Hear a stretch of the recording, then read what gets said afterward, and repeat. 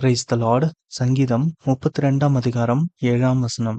நீர் எனக்கு மறைவிடமாயிருக்கிறீர், என்னை நீர் இக்கட்டுக்கு விலக்கி காத்து இரட்சண்ய பாடல்கள் என்னை சூழ்ந்து கொள்ளும்படி செய்வீர்.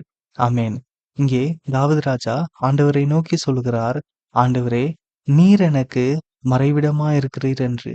ஆமென். இந்த மறைவிடம் என்றால் பிரச்சனைகளும் சத்ருவானவனும் நமக்கு விரோதமாக வரும்போது இந்த இடத்தில் நாம் போய் ஒளிந்து கொண்டால் நாம் தென்பட மாட்டோம். மாறாக நாம் எந்த இடத்தில் ஒளிந்து கொண்டிருக்கிறோமோ, நாம் எதை கொண்டு நம்மை ஒளித்திருக்கிறோமோ அந்த விஷயமே தென்படும். இங்கே தாவீது ராஜா உலக காரியத்தையோ மனுஷர்களையோ அல்ல, ஆண்டவரையே மறைவிடமாக்கி கொள்கிறார்.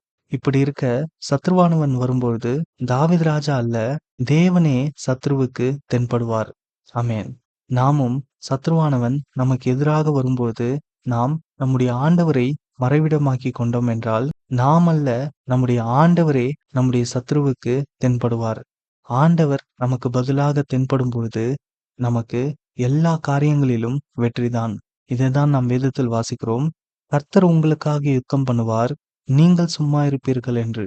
அதே போல பழி வாங்குதல் எனக்குரியது, நானே பதில் செய்வேன் என்று கர்த்தர் சொல்லியிருக்கிறார். ஆமென்.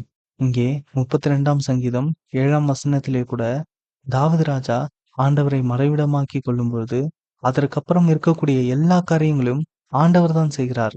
அதுதான் நாம் வேதத்தில் வாசிக்கிறோம்.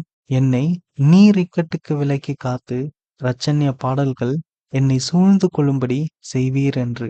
ஆமென். ஆகையால் நாமும் நம்முடைய ஆண்டவருக்குள்ளாக மறைந்திருக்கும் பொழுது நாமல்ல, நம்முடைய ஆண்டவரே நம்முடைய பிரச்சனைகளுக்கும் நம்முடைய சத்ருவுக்கும் தென்படுவார். அவரே தென்பட்டு நம்மை இக்கட்டுக்கு விலக்கி காத்து இரட்சண்ய பாடல்கள் நம்மை சூழ்ந்து கொள்ளும்படி செய்வார். ஆமென்.